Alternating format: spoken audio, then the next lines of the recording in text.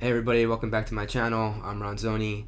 Today we're going to look at a technique I use to chop a slow song and make it fit into a faster BPM beat.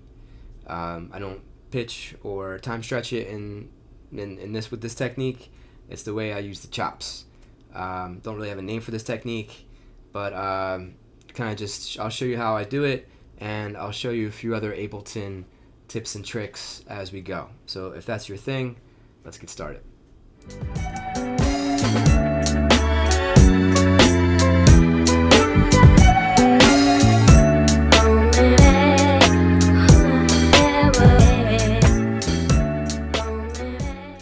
Okay, so here's the track.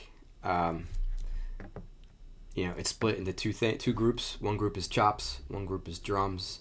The chops have the plugins on the group, and all the chops go through the same plugin, so they sound the same. I have a frequency band splitter, which is new from the last tutorial. I'll link to the tutorial where I learned how to do this in my description. Basically, I run the mids through one set, and I run the lows through another set of plugins. I boost the lows, and with the mids, I use cassette, like I discussed in the last video. So now the chops group has tracks that are MIDI tracks that are Serato plugins. As you can see, I have chops 1, that's this purple group. Chops 2 is the yellow group.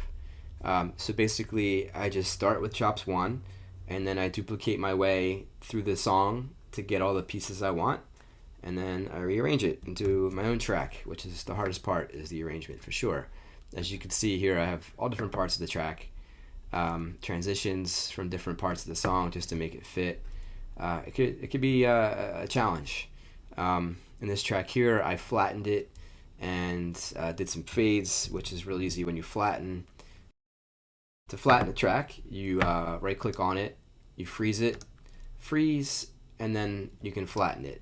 And I always leave the original MIDI, so I can go back if I change Serato sample, pitch, or anything changes, then I have the original, so I can refreeze, reflatten.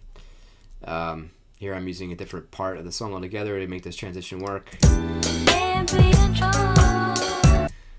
Okay, so you heard a little bit of the song. The tutorial, basically I wanted to focus on this technique I use for chops. I call it the half chops technique in my head, but I've never really said that out loud. Why would I? Who would I say it to? Besides you guys, of course. Basically what it is though is, there's the full chop. And listen to the original song.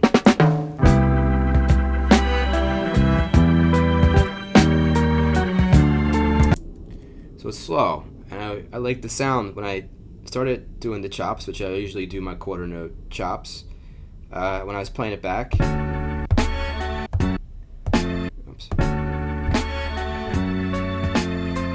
I like the sound, the pace, the bounce it got when I did these half quarter note chops, eighth note chops, alternate eighth note chop technique. I don't know.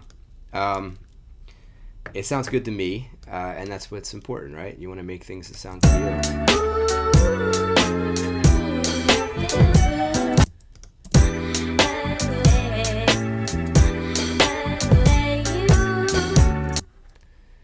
So you can see how that works. The quarter note, the chops still align with the snare and the kicking the snare on the 1.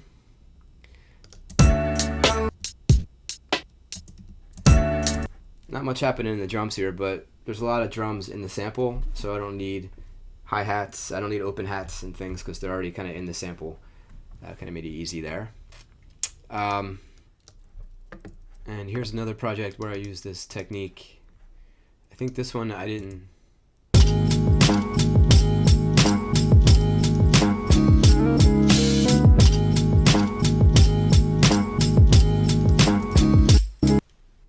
Yeah, so this one, same technique as before, just playing half the chop, and with the drums and everything, it sounds cool. That one's called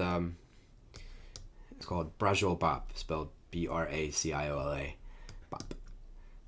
That's on Satriales. Also, just wanted to show the song from the last tutorial I ended up releasing. It's on my 12 Joules album. I'll link that below. I kind of tried a new approach with this one. In the end, I used take lanes for the audio. You can see how I use different parts of the track all over, and I think this is an interesting technique. I think it got really sloppy, as you could see. But yeah, so that track's called Luxx on 12 Joules. Link will be below. Okay, that's a wrap for the video.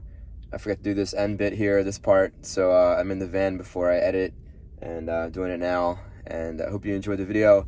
Please like and subscribe. More content coming soon. Thanks for watching.